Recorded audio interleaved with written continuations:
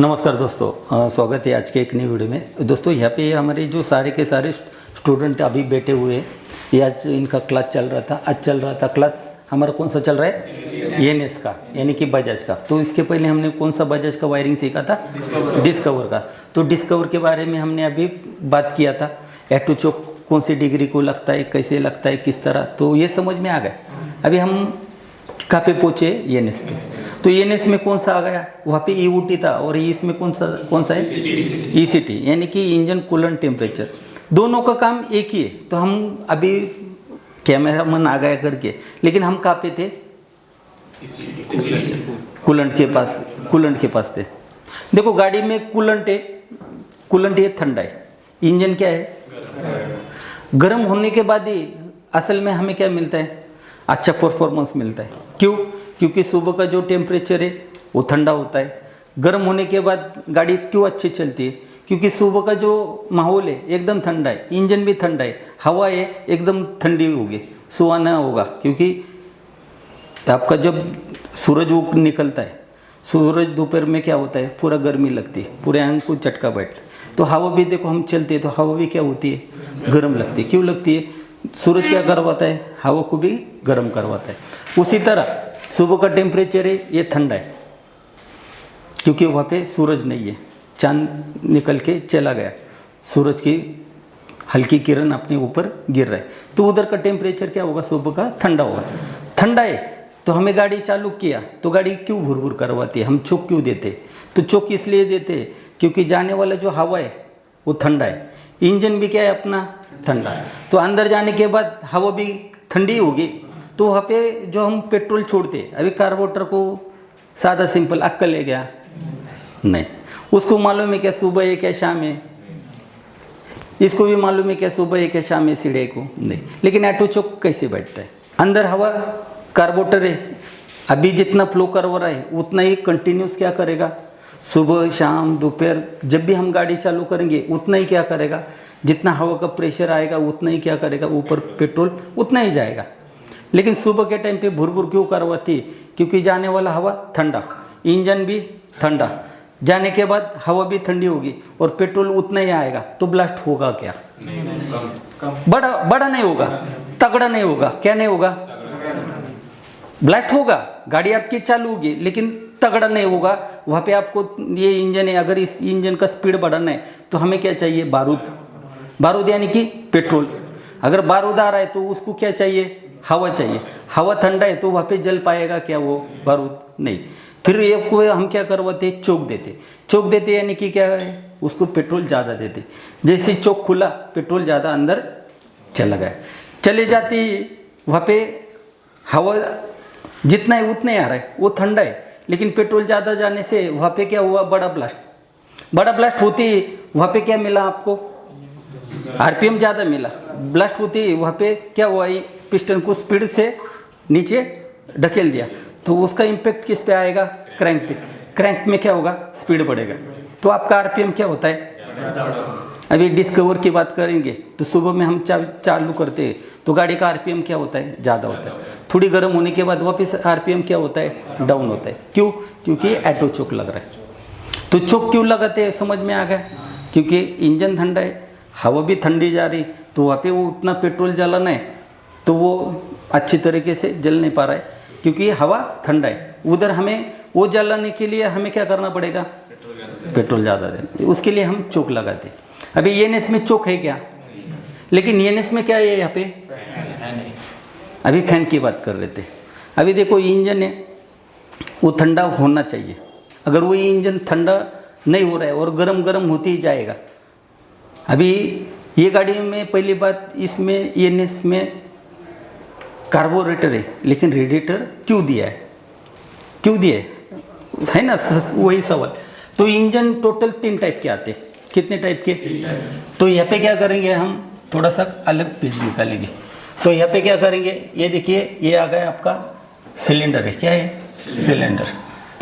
यहाँ पे क्या है, क्रैंक रॉड, एक क्रैंक रॉड है यहाँ पे,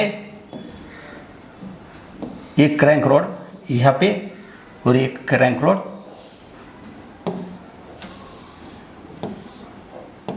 यहाँ पे निकाला। बराबर। इसमें कितने क्रैंक रॉड है? 3 रॉड, एक छोटा एक बड़ा और इससे और एक बड़ा। सबसे बड़ा क्रैंक रॉड किस में देखा है हमने? बुलेट में। सबसे छोटा क्रैंक रॉड किस में देखा है? ENS में, RS में। अभी ENS की बात करेंगे, ये ENS में छोटा ही क्रैंक रॉड। और यहाँ पे जो क्रैंक रॉड है ये अपना रेगुलर किस में? स्प्लेंडर वगैरह गाड़ी में। अभी यहाँ पे एक समझना है, इसका जो अभी ये देखो यहाँ से लेके यहाँ तक इसको आना है, यहाँ से लेके यहाँ तक आना है। तो यहाँ पे देखो ये मैं लाइन खींच रहा हूँ तो यहाँ पे क्या हो रहा है? टाइम ज़्यादा लग रहा है। ये पिस्टन यहाँ पे ऊपर होगा तो ये पिस्टन नीचे आने तक क्या होगा? ज़्यादा नीचे आएगा। तो ये जो आपने गाड़ी देखा होगा, यहाँ पे ये गाड़ी में क्या किया है, हमें पिकअप चाहिए, क्रैंक तो छोटा है लेकिन यहाँ पे पेट्रोल भी आना चाहिए। तो यहाँ पे पिस्टन जो होगा, पिस्टन बड़ा होगा, इसकी बोर जो होगी वो बड़ी होगी और स्ट्रोक लेंथ क्या होगी? क्यों छोटी होगी? क्योंकि छोटा क्रैंक रॉड है। इसका बोर लेंथ क्या होगा? बड़ा, स्ट्रोक लेंथ छोटा। अभी यहाँ पे देखो ये कि मुझे यहाँ से लेके अभी सादा सिंपल है, अभी ज़्यादा नहीं, अभी वीडियो चल रहा है कि नहीं। अभी देखो ये मुझे क्या करना है? 8 निकलना है। ये देखो अभी इसमें क्या करेंगे? इसका 8 निकालेंगे। ओके, अभी इसका 8 निकलता हूँ, उसी लाइन में निकल रहा हूँ ना।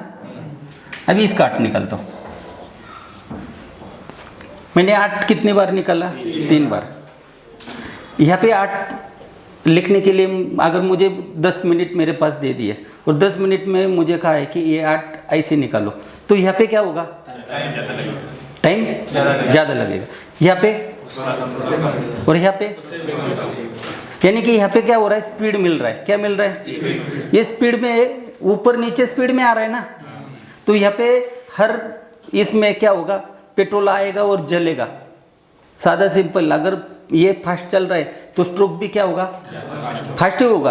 पेट्रोल भी आएगा, पेट्रोल जलेगा भी, यानी कि यहाँ पे पेट्रोल जलने की टाइम लगेगा, यहाँ पे क्या होगा? पेट्रोल जल्दी।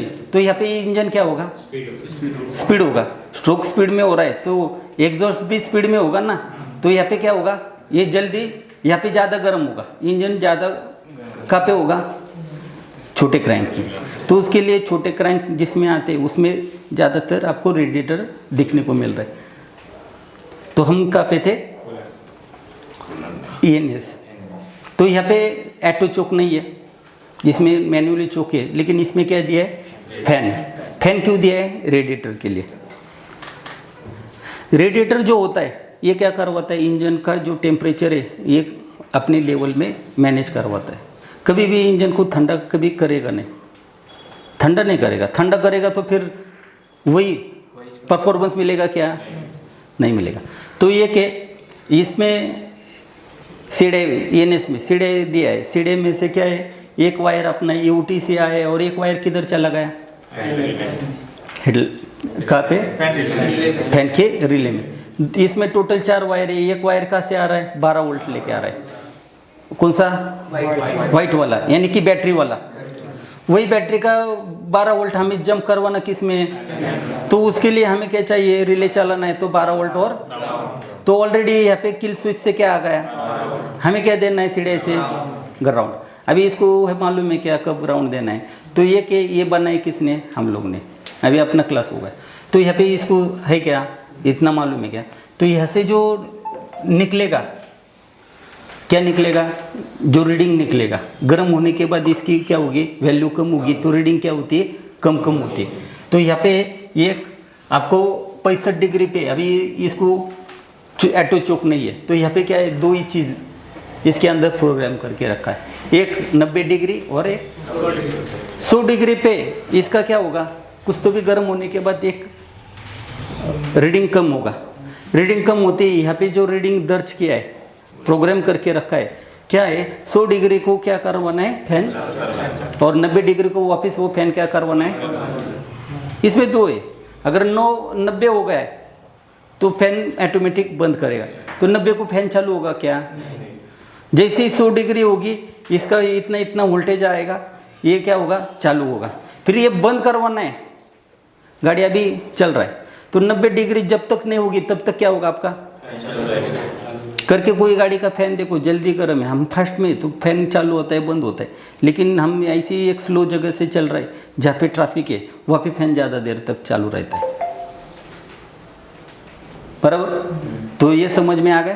तो चलो दोस्तों, अभी हम लोग थोड़ा वीडियो के कारण डीप नहीं घुस पा रहे, नहीं समझ पा, यानी कि फास्ट चल रहे, क्योंकि आपको समझना है उसके लिए। अभी हम वापस रिटर्न जाएंगे, एक एक चीज़ों के बारे में समझाएंगे, क्योंकि ये नेस्मी ये क्यों दिया है, इसकी बोर्ड लेंथ क्यों बड़ी होती है, स्ट्रोक लेंथ क्यों कम होती है।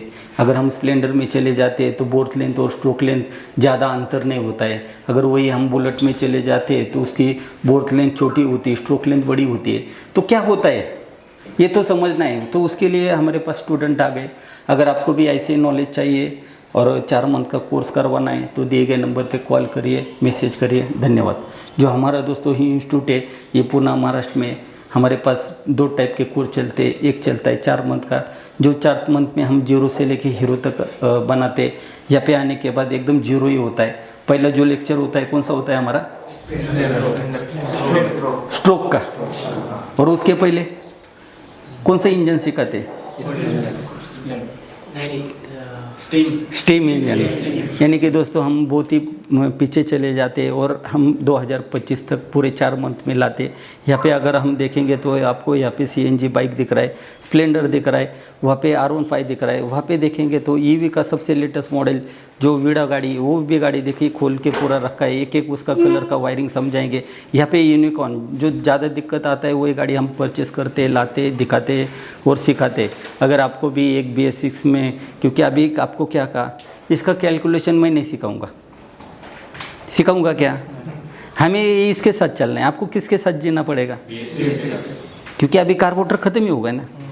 भला हम कार्बोरेटर बहुत अच्छे तरीके से समझाते, सिखाते, लेकिन आपको नया के साथ लड़ना है, जीना है, तो सबसे ज़्यादा हम टाइम BS6 में देते। करीबन दोस्तों पहला हम 1 मंथ तक BS6 का क्लास लेते थे, लेकिन आज 1.5 महीने से ही चालू किया है। यानी कि 2.5 महीना आपको यहाँ पे पूरा BS3 BS4 लाइव गाड़ी करना है, और जैसे लास्ट वाला 1.5 महीना बचता है आपको क्या करना है, BS6 में चले जाने। आज तो हमने बहुत, ये जो ऊपर वाले जो बैच है अभी BS6 के बैच के साथ बैठा है। क्यों बैठा है, क्योंकि टाइम ही नहीं मिल पा रहा है। क्योंकि एक हमारे पास कितने दिन बचते हैं, 1.5 महीना, यानी कि 45 दिन। 45 दिनों में आप अपने पास कम से कम 30-35 टाइप की 2 व्हीलर है, उसको रोज़ समझना है, वायरिंग लिखना है, ये करवाना है। शुरू के 2 दिन तो आपको देना पड़ता है स्प्लेंडर में, फिर उसके बाद हम धीरे धीरे क्या करते हैं, स्पीड बढ़ाते, रोज़ ये गाड़ी, रोज़ ये गाड़ी, रोज़ ये गाड़ी। तभी भी आपके ऊपर लोड आएगा ना, क्या ये ऊपर के ऊपर थोड़ी हम सिखाते, एक एक वायर के साथ सिखाते। उसका वायर कलर कौन सा है, किस तरह जाता है, कहाँ पे जाता है, कहाँ पे नहीं जाता है, इसी तरह सिखाते हैं ना। आपने BS6 लोगों को देखा होगा, उनके पास पूरा का पूरा एक एक चीज़ों का डाटा है ना, वोल्टेज कितना आ रहा है, कैसे आ रहा है, किस तरह आ रहा है, कौन से वायर से क्या काम करवा रहा है, वही सिखाया जाता है ना यहाँ पे। तो दोस्तों हमारा यहाँ पे हम लोग जो सिखाते वो थोड़ा सा अलग ही होता है, पूरे डीप में सिखाते। तो अगर आपको भी कोर्स करवाना है तो दिए गए नंबर पे कॉल करिए, मैसेज करिए। धन्यवाद।